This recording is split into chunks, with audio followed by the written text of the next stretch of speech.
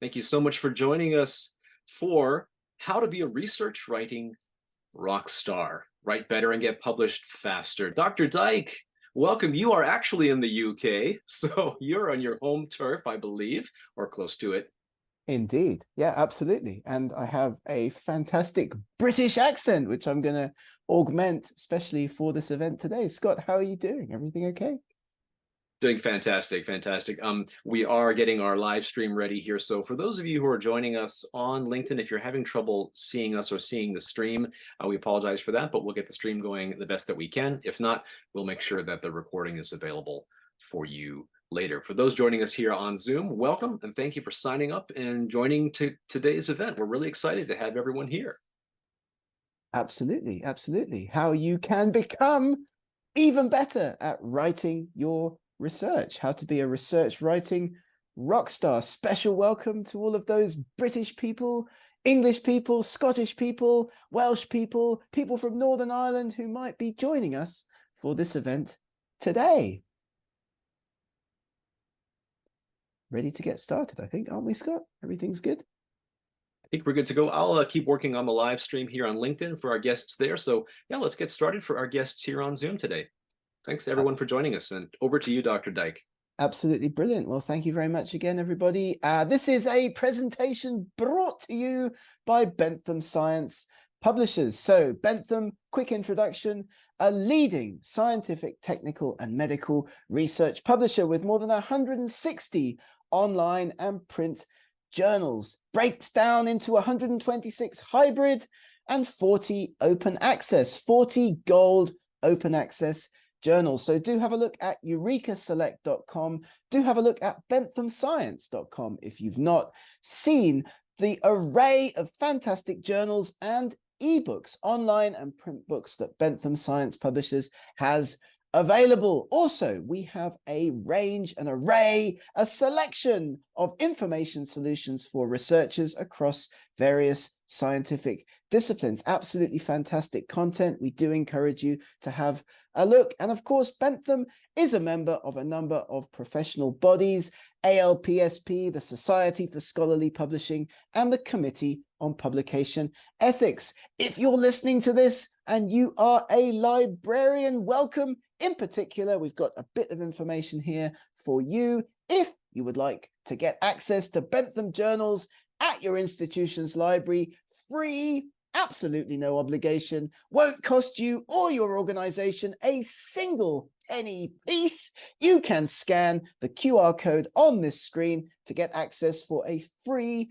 3-month trial, which gives you all access to Bentham content, the complete content, including more than 40 journals with impact factors. So this is a great way to get into Bentham content. It's a great way to learn about what Bentham Science Publishers have on offer and how we can help you and your institution achieve fantastic research results. And then, of course, after the 3-month period, you can decide whether or not you wish to continue with access to Bentham content. So there's absolutely no obligation whatsoever. But back to our event today. In our event today, we are going to be discussing 3 things. Absolutely. First of all, why English writing is so important for your research impact. That's the first thing that we will discuss. Then we're going to talk a little bit about how you can write more effectively in English in your research articles. Of course, we realize at Bentham, at SciTrain, that writing and publishing in English can be a major issue for researchers around the world. Of course, most research that's being done and published around the world is not being written and not being read by native English speakers. So those are our topics. And thirdly, we'll talk a little bit about what to avoid when writing, some common mistakes that researchers do tend to make when writing and publishing in English. Of course, writing is not a talent. It's something that you can learn. It's a skill. You weren't born being able to write effectively in any language, and in particular English. Lots of things have happened. Lots of researchers have come before you. You can learn from their mistakes. If you know some of the common errors that English writers tend to make in their academic work, you can, of course, avoid those mistakes in your own writing. So let's get going. Let's dive in. Let's begin by thinking about why English writing is so important for your research impact. We all get letters like this all of the time. Dear sir, dear madam, many thanks for asking whether we would like to publish your paper. It's coming from a journal editor. The paper's good and original, but we are simply not willing to publish it. Sorry about that. The good bits were not original and the original bits were not good. It's very unfortunate. A rejection letter, we get them all the time, don't we, everybody? But often, as you probably are well aware, international publishers like Bentham often reject excellent, fantastic academic research because of a range of issues. And you can see those issues here on the slide. Papers outside the scope, plagiarism, incorrect formatting, and poor English writing are top of the list. English is an issue, of course, for getting articles published in leading international journals. We always ask peer reviewers, don't comment on the English. If you think there's an issue with the English, send the paper back to us. We'll send it to the authors. We'll ask them to get the work edited. But of course, very often, peer reviewers, they do get stuck on the English. You don't want your fantastic academic research message to get buried in English language mistakes, as shown here in some of the crazy examples that we found online. And of course, there are very, very many. If you do not get your English perfect, correct, understandable, that message in your academic paper can get buried. So it's important that your academic language message is not buried in language issues. And that's really why we do these training sessions. That's why we're here, Scott and I at SciTrain. We are here to help with those issues, right, Scott? We're always available. SciTrain has a range of courses, other webinar events that we're happy to do to help researchers with their English writing and publishing. That's right. And we often feel like apologists. We're sorry that English is the de facto language around the world. It wasn't my decision. We have a huge advantage, Gareth and I, being native English speakers. So if you're in the UK or somewhere else and you're not a native English speaker, I know it's an extra challenge. It's a whole other layer of complexity that is added to your research work and your scientific communications. So we're sorry that you have to use English in most cases, but we're here to help, and we're here to help you find the best way to communicate your ideas in academic English so you can have more impact and reach a wider audience. And you're listening to two different ways of speaking in English as well. And we'll come back to this in written form in a moment. Of course, when you hear me speaking, you're listening to British English. But when you are listening to dear old Scott speaking, you're hearing there a slightly different accent, right, Scott? Where are you from originally?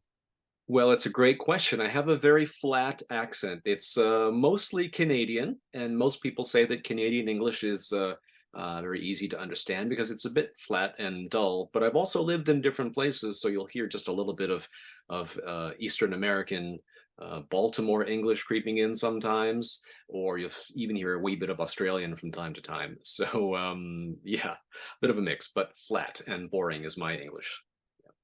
We are getting some questions. We're getting some hands raised in the Zoom room. That's absolutely fantastic. We won't go on for too long, and we'll have lots of time for questions at the end of this event.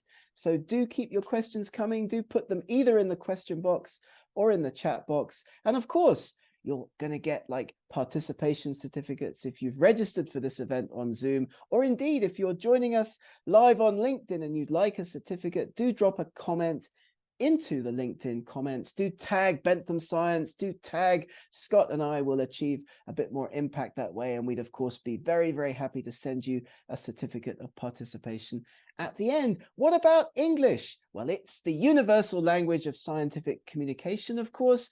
And unfortunately, as we're going to talk about in this event, academic papers often need to be well written and to a higher standard of English than you might find in some of those other written forms. But when you listen to us speaking, and you heard Scott speaking there a moment ago, we're not speaking in a grammatically correct way, not at all. In fact, probably only the Queen was able to speak English in a perfectly grammatically correct way. It's important to remember that, because you can communicate in English in spoken form very effectively without being grammatically correct. But in written English, it's very important to be correct. And we're here to help. We're here to show you, convince you that the writing process in your academic papers can be beneficial, and it can be fun, and it can be an intellectual activity in its own right. The question is how?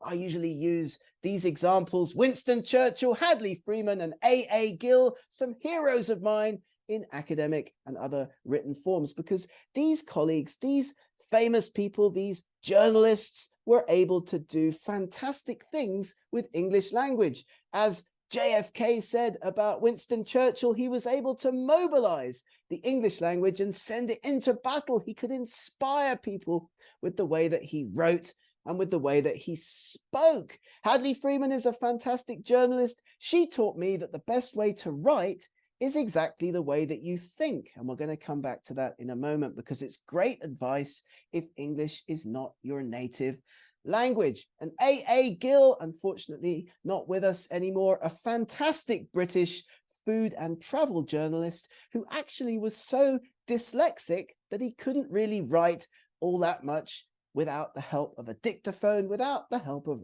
speaking into some medium and then writing down his thoughts. And that's key again if you're a non-native speaker. We encourage you to think about your research in English.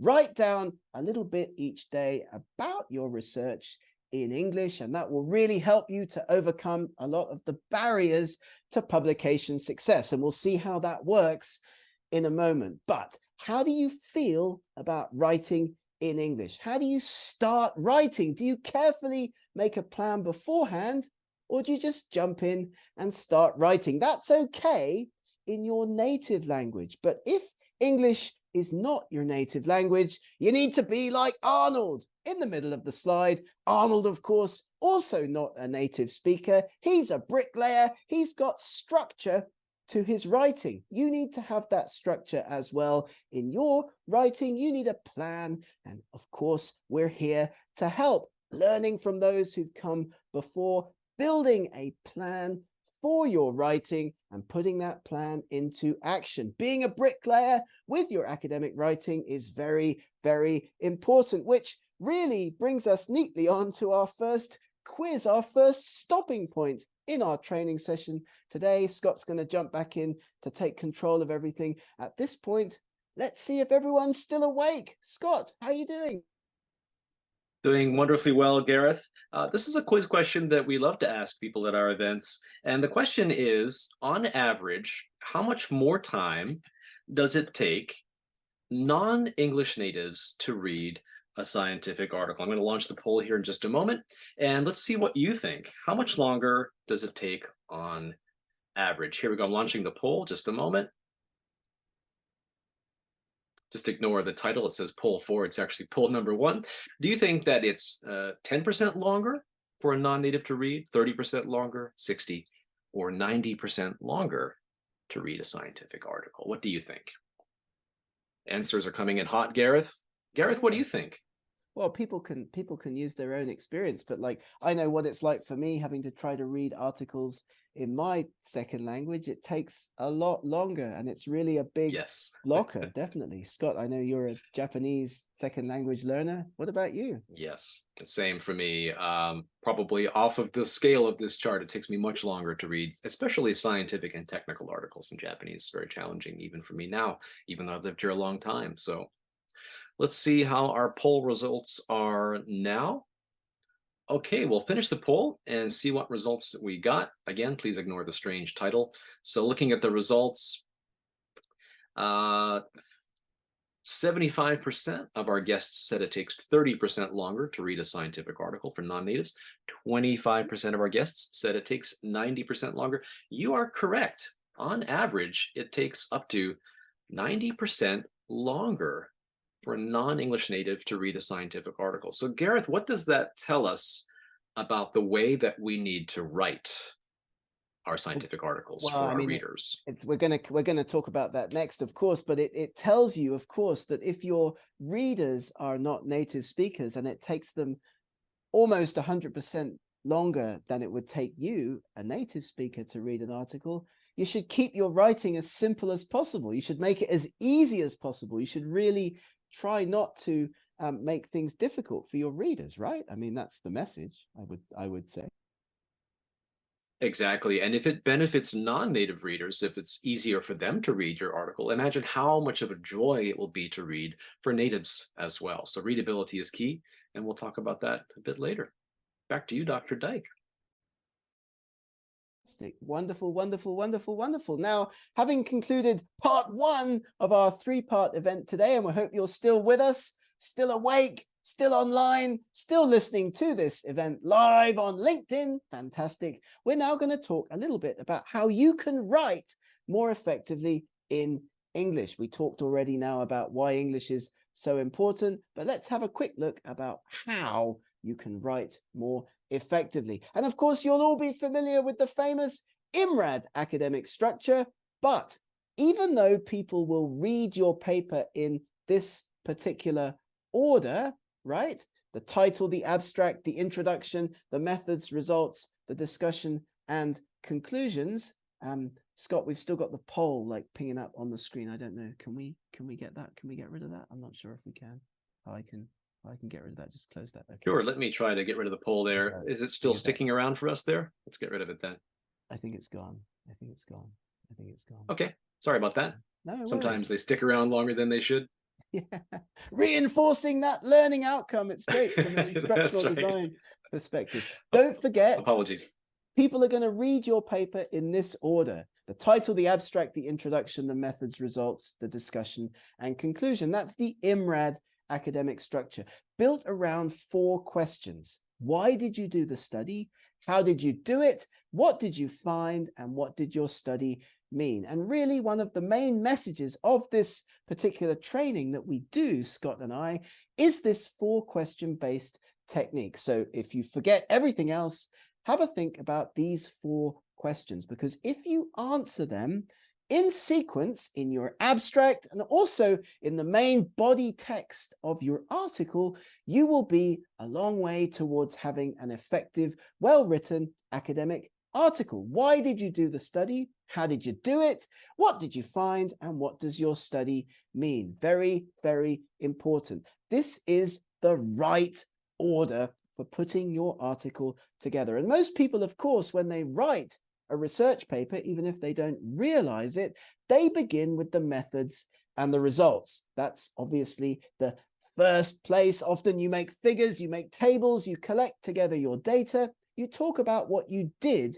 in your study, the methods, before you go on and interpret, discuss, come to your conclusions, build that introduction, and then put the abstract and title together at the end. And don't forget, if you struggle with this and you think it's difficult maybe to put together an effective abstract for your paper, do have a think about those 4 questions. Have a listen back to this recording, have a look at the content in this presentation. It will really help you to be effective. And people also are confused in their writing about tense use. Keep it simple. Don't forget that most of your readers non-native speakers, so try to use as much as possible the present tense in your academic writing. It's appropriate for many of your sections, your introduction, your results, your discussion. Keep it simple, first person, active voice, present tense as you report information in your research. Of course, in the methods, those things happened in the past, so you'll be talking about those things in the past tense potentially, also in the future tense, the past tense in the discussion as you relate your research back to what's come before. But most of your writing can be kept as simple as possible. Very common question that we do get: which tense to use in those different sections? And we put together a quick table provide you with a few examples here. Which tense should be going in which section? Scott, some thoughts on the tenses? We don't like to get tense when we give these presentations. That's right. Well, we added this slide because this is a question that we've had before. Very clever attendees said, hey, why do you only use the present tense in the introduction? Because I've seen the perfect tense in the introduction, and I realized they're absolutely right. There are times when we use the present perfect tense when we're talking about gaps in the literature. For example, previous studies have not yet addressed this gap.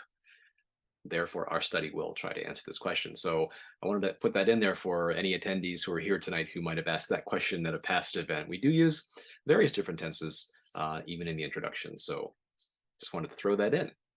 We are doing a quick taster session today and streaming it live on LinkedIn. But if you've enjoyed this, perhaps you're listening from a university or from a publisher and you'd like Scott and I to come along and do more of these kinds of presentations, Bentham Science, SciTrain, we are always delighted to show up at your institution online and provide you with further training. So if you need help with writing, we have lots of presentations in that area, right, Scott? Indeed, we're always here to help, and writing we know is a key pain point for researchers, so always happy to help. Awesome. So we'll have a look at some other tips here. How to write in English, a few tips. Going back to that slide I showed you before, try to think in English and write as you think. Tip number 1, very important. Remember those heroes of mine who couldn't really write.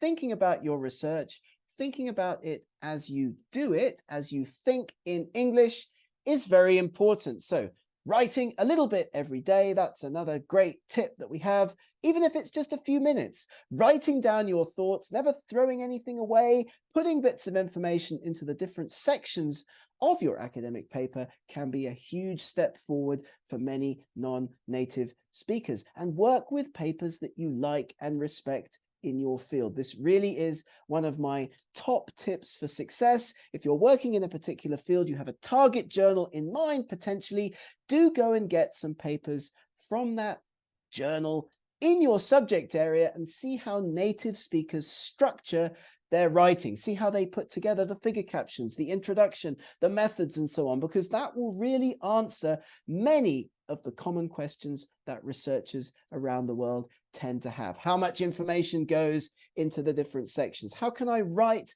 an effective figure caption, for example? Very, very important to get hold of papers that have been successfully published in your field, in those journals that you would like to see your research published in. And we talk to researchers all over the world all of the time. Here are 6 features of plain English. Short sentences, no unnecessary words, using familiar words, active verbs rather than the passive voice, a clear style, and good punctuation. And of these, probably the most controversial comment, active voice rather than passive voice, we're going to come back to and talk about in a moment. But never, ever, ever, ever, ever, ever, ever forget that most of your papers will be read by non-native speakers. And that makes publishing in English quite different to publishing in another language. If I write a paper in French, for example, not that I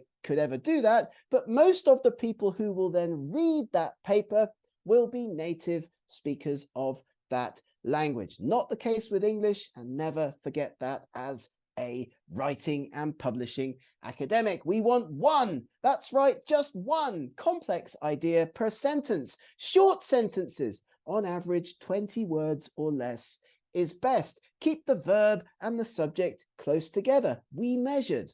Not lots of separation between your verbs and subjects, because people forget what you're talking about, or they have to reread the sentence many, many times. And active rather than passive. We concluded, I did this, our team did this, we show, rather than longer phrases, it can be concluded, things like that. Have a look at any paper published in Nature, published in Science, those high impact factor journals, the end of the introduction, you will always see a phrase, Here we show, or words to that effect, in the active voice, setting the scene, the bridge between the introduction and the methods. You want to avoid jargon, short and simple words, and of course, no double negatives. Malaria is not uncommon. Of course, what you mean is that malaria is common. That's a double negative. They should be avoided in your research writing. As we signal that research question, keep a consistent order,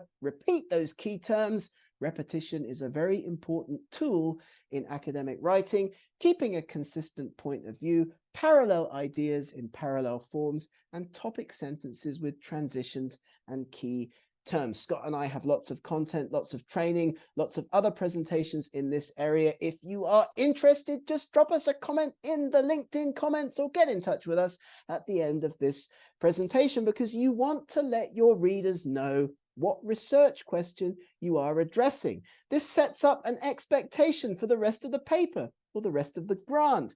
Using explicit phrases, question words, stating your hypothesis, and giving people clear information about your variables and study design. Don't be emotional. I've edited lots of manuscripts where people talk about the most magnificent dinosaur, the most marvelous result, the amazing, fantastic potential of things like land use change. That's not really all that fantastic. You don't want to be emotional. You don't want to use superlatives. They are out of place in academic writing. But lots of non-native speakers, they come up when you look for synonyms on your word spell checker. You want to watch out for them because they will give your readers the impression that you are being a little bit informal. Don't forget, in English, it's difficult for us to take adjectives and qualify them. We can't modify them. Often adjectives in English are absolute. So something is either sterile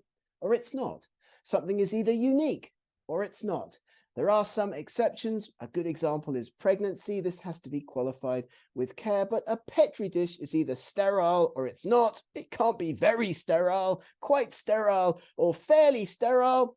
An object is unique, not very unique or quite unique, and so on. So word use, be very careful about your word use in English. And we've got some sentences here that may sound a bit funny. Have a look at these sentences and see if you can spot the problems with them. Why do they sound funny? Can you spot the issues? Let's see if Scott is able to spot any of the issues in these sentences. Scott.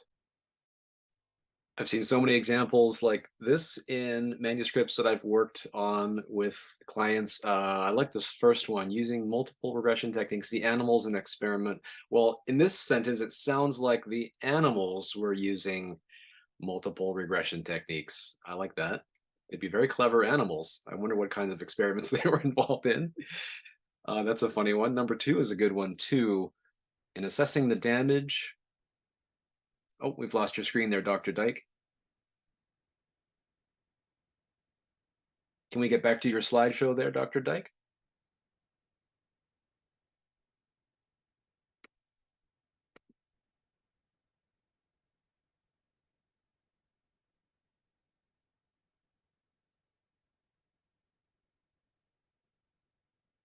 Just your second tab there, I think. I think you're just on a different tab.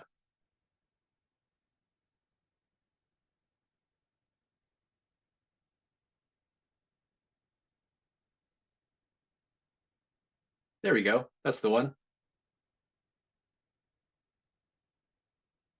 There we go. We're back. Number 2 is another good one. In assessing the damage, the plants exhibited numerous lesions. Okay. Sounds like plants were assessing damage. Again, very clever plants. These are what we call dangling modifiers, I believe, right? If I remember my English grammar training.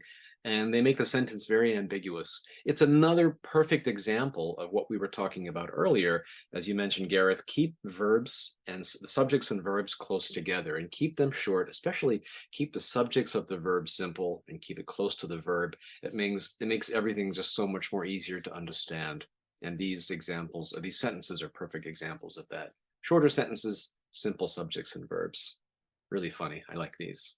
I hope the audience caught these as well. Yeah, and sorry, my screen dropped off there for a moment. I don't know what happened, but there we go. That Okay, we're happens back. in these live events.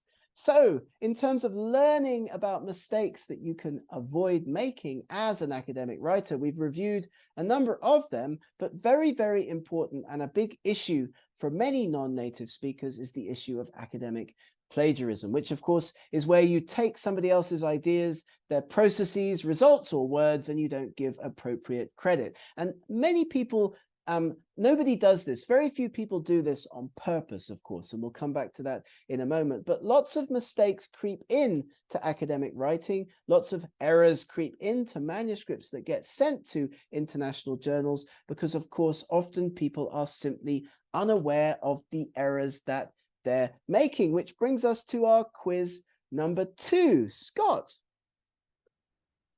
Well, this is a question that we often get, and it can be confusing. So let's see what our audience thinks. Is it possible to plagiarize yourself? Yes or no?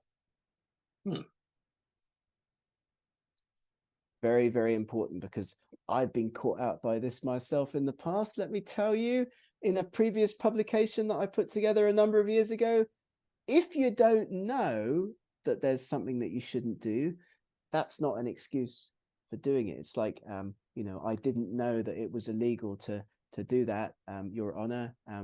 So, not knowing about something that you shouldn't do is no excuse for doing it. So it's very important, this particular section of our presentation. Well, let's see what our audience said today, Gareth. We'll share the results here. Hopefully the poll will go away this time. 80% answered, yes, it is possible. That's actually the correct answer. It seems a little strange. It seems counterintuitive, but it is possible to plagiarize ourselves, isn't it? Dr. Dyke, explain to us how that happens. How is it possible to plagiarize your own work?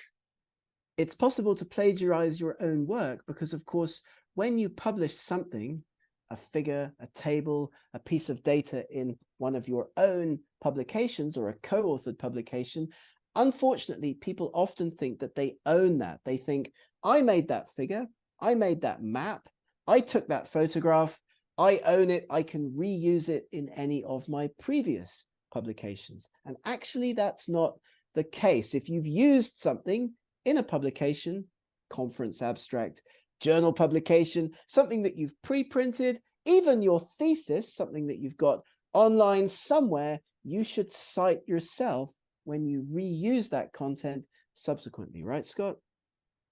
Absolutely, and get permissions as well. And if this is confusing for us, then I know it is for many people, including myself. Please join us at our event next week. We're going to be having a special event on ethics, and we'll be dealing with these kinds of issues exactly. How to avoid self-plagiarism or any kind of accidental plagiarism. So join us 1 week from tonight. It's 1 hour earlier than this event, but it's 1 week from today. Please join us then, and we'll go through some issues to avoid in terms of plagiarism, self-plagiarism, and other ethics issues. We'll put the link to that event in the chat on the Bentham LinkedIn so that you can jump in, you can register for that. Of course, research integrity, big issue in academic publishing. Lots of people talking about it all of the time at those big industry conferences, but often those conversations are between publishers and they're not involving the researchers who are actually the end users of the content and the people creating the research papers that get published in fantastic journals like those published by Bentham Science publishers. So what we do, Scott and I, is we really try to engage with researchers, help them with their problems and issues, and hopefully solve a number of problems in research integrity at the same time, because self-plagiarism is a big issue. You can't use data from a previous study without making your readers aware of that. You've got to cite yourself because you can steal from yourself. And that's what happened to me. That's another story which I'll tell you another time, but you certainly can't submit a manuscript for publication that contains data, conclusions, or passages that have already been published. You've got to cite your previous work. And of course, goes without saying, you can't publish multiple similar papers about the same study in different journals. That's a big no-no. And we talk about salami slicing. We talk about breaking down research, the pressure to publish those least publishable units in our ethics presentation. So do join us for that, as Scott mentioned, 1 hour earlier than this one. So if you're joining us from Japan, joining us from China, you don't have to stay up so late. Just a week from today. Self-plagiarism is any attempt to take any of your previously published text, papers, or research results and make them appear your own. Right, we've talked about why English writing is so important for research impact. We've talked about how, a few tips, not very many, and we've got lots more where that came from. So do get in touch if you'd like to learn more. You'd like us to give a presentation at your university for your research group. We'd love to do that. Let's talk finally about what to avoid when writing. And these are the most common errors in English: plagiarism, tenses and switches, spelling conventions, and inappropriate word use and word use confusion. Plagiarism, of course, we've talked about already, so we won't go back to that. And we've already touched upon this particular issue, Scott and I, in the way that we speak. There's definitely differences in the way that the British people speak compared to those Americans, but there are also many spelling differences as well, as you'll all be well aware. Common differences in US and UK spelling. I get terribly confused. How about you, Scott, between these differences in spelling? Even as a native speaker and also being a Canadian, we're sort of halfway between British English and American English. We sound more like Americans, but we spell more like you Brits. So it's easy for us to get confused as well. And then if you're working for global organizations that use English, you have people from all around the world, from all different parts of the world, using different types of English, different spellings, different word choices. It can be confusing even for native speakers. Did you know, for example, that even the color gray has a difference in spelling between the US and the UK? It's important to check your journal guidelines. They probably will say, we don't mind, just be consistent, because there's nothing that annoys an editor, a reader, more than seeing those differences in spelling popping up all over your document. You also want to avoid unnecessary words that make your science sound sloppy. It has long been known that correct to an order of magnitude, almost reach significance at the 5% level. Keep it simple. Why say analogous when you can say similar? Why say utilize when you can say use? And why say terminate when you can just say, I brought the experiment to an end? Unnecessary words really do make your writing longer, harder to read, harder to follow. My personal favorite, be that as it may. I used to work with a French-Swiss researcher who put that at the beginning of almost all of his sentences, and it made it really tough to follow. That versus which, these two words can help to make your meanings and relationships clear, but we do need to use them correctly. The lawnmower which is broken is in the garage.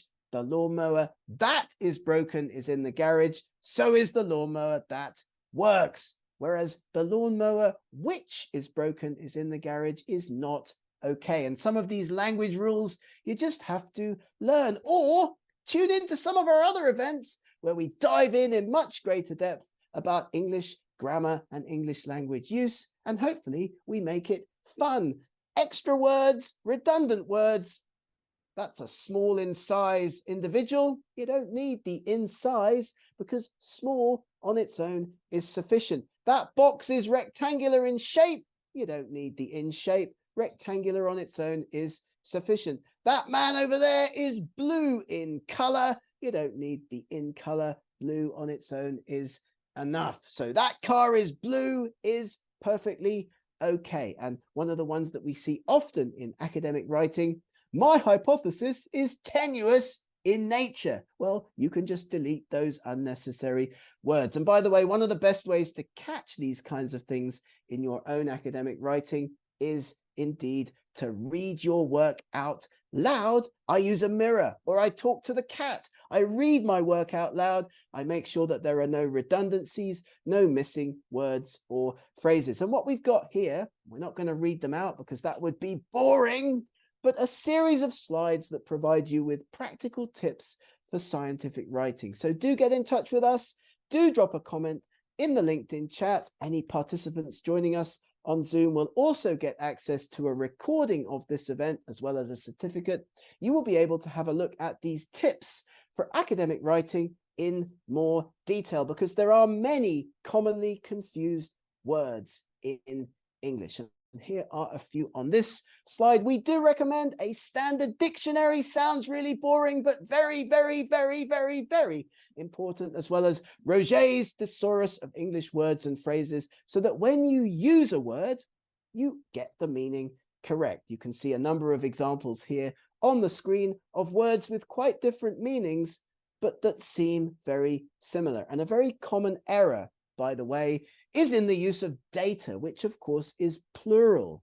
Data were collected rather than data was collected. A datum was collected would be the correct use of that turn of phrase. And we see that often in academic writing, especially in the editing work that we do. Lots of words coming at you on the screen in this slide. Not to worry, we're not going to dwell on them again. Have a listen back to this recording.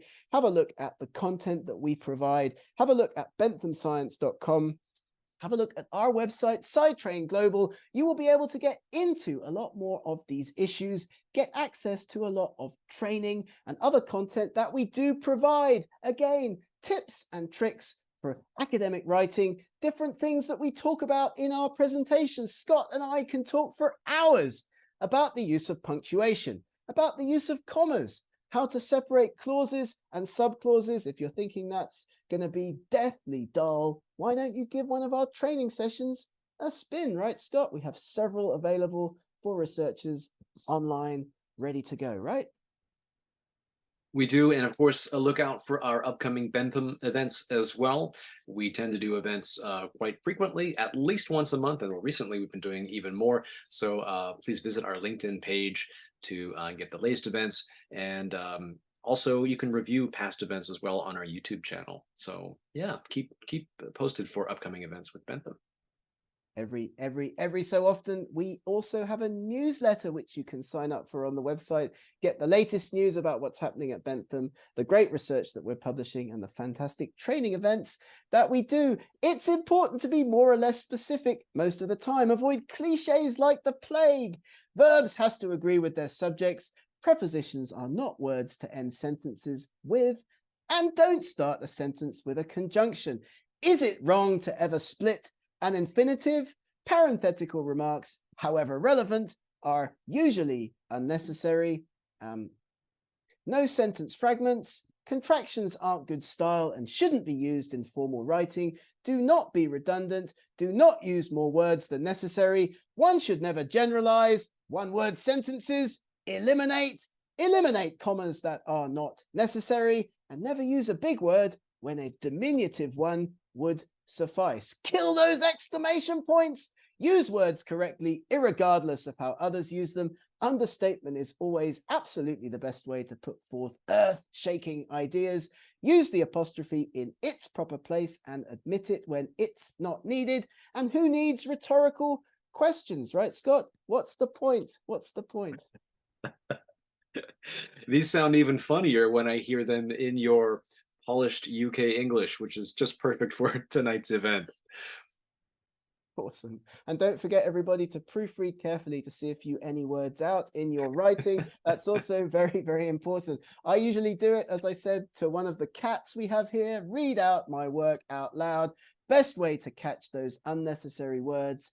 Best way to catch those punctuation mistakes.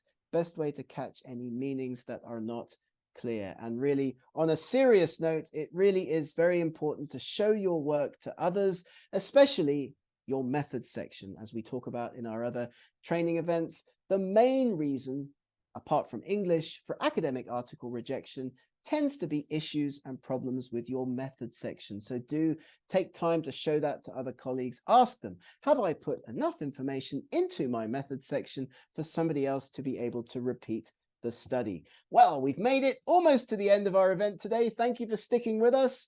Fantastic. Why English writing is so important for your research impact, how to write more effectively in English, and what to avoid, some ideas, what to avoid when writing some of those common mistakes. Scott. We'd like to welcome librarians to our event. If you're joining us tonight, remember that you can get our free trial for your institution's library. It's 3 months, no obligation. So if you're a librarian or if you are a student at an institution and you'd like to see Bentham journals in your library institution, then please reach out. You can scan the QR code and get a free trial. Perfect, perfect, perfect. And of course, if you're not following Bentham on our variety of social media channels, why not? Do get involved. We've got Facebook, we've got a blog site, we've Twitter, well, the site formerly known as Twitter, of course, as well as YouTube, LinkedIn, and we're on academia.edu. So do get in touch. And I think with that, we'll just say thank you very much for joining us in our live event. We, of course, have time for questions. So let's have a look and see if we have any questions in the chat box or in the Q&A. Scott, do we have any questions? Great. Well, we do have some questions that came before the event by email. So those of you who emailed your questions to us, we'll send you proper written answers to those. Thanks, for example, to our guest, B. Puri, who sent 3 very good relevant questions, which we'll answer by email. And if anyone tonight has any questions to ask here live, feel free to type them into the Q&A box. I have a question for you, Dr. Dyke, while we're waiting to see if any questions come in. If you could choose your one tip from tonight, if you could just choose one, what would be your top tip for being a research writing rock star from all the tips that we showed tonight, or even something that we didn't mention tonight? Is there a number one for you? Oh, good question. Yes, I'm glad you asked me that. That's really an interesting question. I think my top tip would be to find yourself an academic that you respect, that you like, that you follow in your field, that's writing and publishing successfully in leading journals and is a native speaker. So in your field, you'll know like who the leading academics are, of course.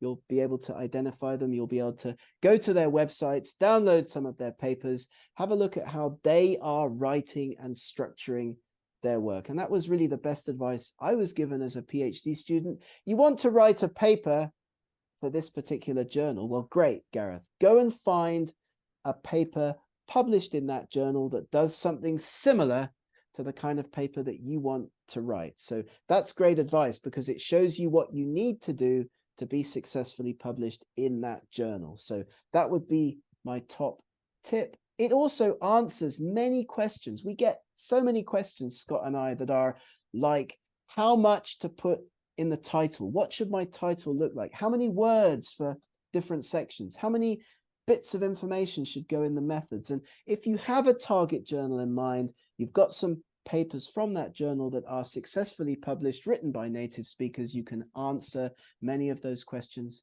for yourself. So that would be my top tip for rock star success in academic writing and publishing. Absolutely. That's a great suggestion, and that's echoes what I always tell my students and clients, which is reading is the secret writing skill. I know it seems kind of counterintuitive, but of course, as you mentioned in your slide with the bricklayer, with Arnold the bricklayer, the last line in that slide is so we can learn from those who came before us, and that's so true. Reading really is the secret writing skill. By following someone who's writing successfully, especially a native speaker, then you can learn so much from example. I love that. Yeah. One of the fantastic things, sorry, Scott, go on. Please go ahead, Dr. Dyke, please go ahead. This video is going to be embedded on LinkedIn, so you can share it with your friends and relatives. You can point people back to the Bentham LinkedIn if you want to re-listen to this event. Sorry.